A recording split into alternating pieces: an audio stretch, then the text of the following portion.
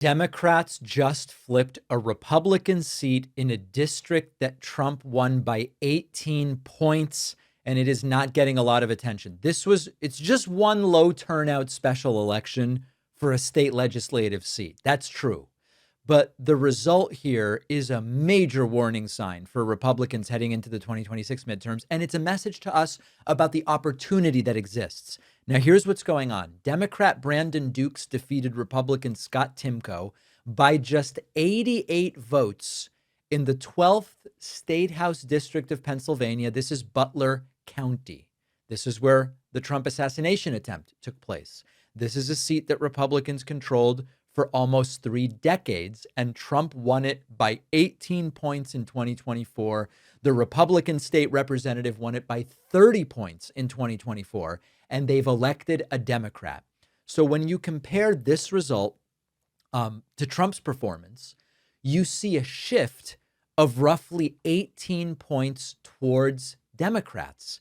And compared with the previous state house result, it's a movement of almost 30 points. This is like an insane change in politics when you look at the same geographical area. The Democratic victory also now expands the Democratic majority in the Pennsylvania House to 103 to 100, at least temporarily. They are going to face each other again, Dukes and Timko, in November for the full 2-year term. So Democrats are going to have to prove that they can do this again with a larger electorate. And Republicans are not wrong to point out that fewer than a third of registered voters actually participated in this special election. Turnout's going to be higher in November. We don't take it for granted. It's not a guarantee that it will stay blue. But the point here is this is not like, oh, it's a Democratic district and Democrats barely held on. This is a seat Republicans controlled for decades in a district that Trump won easily. And the pattern is Democrats are overperforming 2024 presidential margins in special elections. And if you look at state legislative special elections from earlier this year, what you find is that the median Democratic candidate is about 11.5 points ahead of where the Democratic Party performed back in 2024. That's insane. Now, the caveats, you might call them caveats, or you might find them interesting, exciting things. Special elections are often, it's a smaller turnout, but they measure enthusiasm more than they predict the result in November. Highly engaged voters dominate when the turnout is low. And right now, there seems to be a lot more enthusiasm on the Democratic side. And the reason this matters is because of how close it is in the House of Representatives.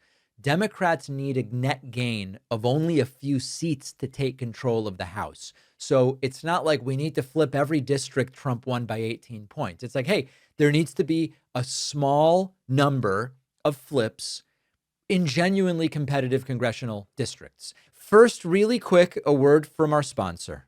If you Google yourself, you are probably going to find things you would rather not have there, like your addresses, past and present, phone numbers, relatives, jobs you've had, maybe a profile on some site you've never heard of. And the problem is that that can become the public version of you that an employer sees, a colleague or a client, your landlord, your neighbor, maybe somebody you're dating. Our sponsor, Incogni, will help you scrub your digital footprint because Incogni removes your personal information from all of the most notorious databases, the people search sites, the directories, the commercial data broker lists, and Incogni will automatically send removal requests to hundreds of these sites, and they'll just keep following up. If your data comes back, they'll get it removed again. Now, my favorite feature is custom removals with the unlimited plan. If you find your information anywhere online, even in sites not already in their database, you paste the link into Incogni, they will work to get that taken down. You control what people find when they look you up instead of letting these random databases and outdated listings and search results introduce you first. Get 60% off an annual plan at incogni.com/Pakman with the code Pakman. The link is in the description. Now back to the video. And if Democrats are competitive in Trump territory, in Butler, Republicans are going to have to spend a bunch of money defending places they didn't think they were going to have to worry about. And the environment right now is pointing in that direction. A new Emerson poll of likely voters gives Dems an 8-point advantage on the generic ballot, 51-43, and Trump has 40% approval. Now, we're going back into the phrase that was a very important phrase in 2020 and 2024. None of this guarantees anything. And Democrats might have weak candidates in some places, or run bad campaigns, or fail to turn people out. So the Pennsylvania candidates are going to have a rematch under different conditions. And then we've got a whole bunch of different circumstances around the country. But Republicans would be it would be at their peril for Republicans to dismiss every single one of the growing list of Democratic overperformances as meaningless special elections when the same thing is happening every time. Dems flipped a district Trump won by 18. They only need a few seats to stop Trump's agenda, take back the House, and mire Trump in investigations for the rest of his political life. So it's a political environment that Republicans insisted was fine. It's not looking fine. And we even see it in examples like, for example, when MAGA Mike Johnson was asked, what is the argument that Republicans are going to make to voters? Why would anyone vote for you? Everything has gone haywire.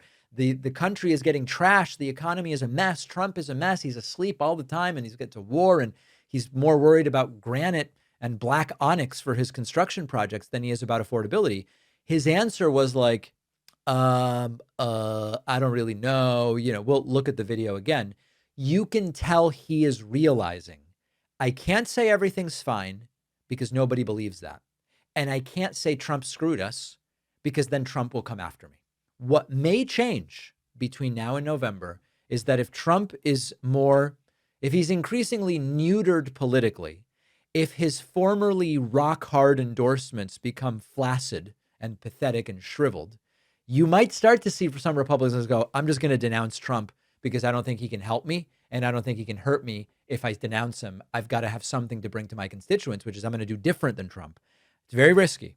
I don't know how unpopular Trump would have to become in order for them to start doing that, but it is a decision that Republicans are going to have to try to make. So we are going to see a lot of different environments in different parts of the country. We're going to see a certain dynamic in blue states. We'll see a certain dynamic in red states, purple states. Whether there's a Democratic or Republican incumbent is going to change the dynamics of the race. Alaska has a wild Senate race going on where they've got two people with the same name on the ballot, along with Mary Peltola, who's the person I support and like and hope that our Alaskan viewers will vote for. All of these are different environments. They require slightly different campaigns, but the theme is that special elections and off-year elections have seen massive overperformance by Democrats and underperformance by Republicans, including in Trumpy areas. And that is a very bad sign for the Republican Party.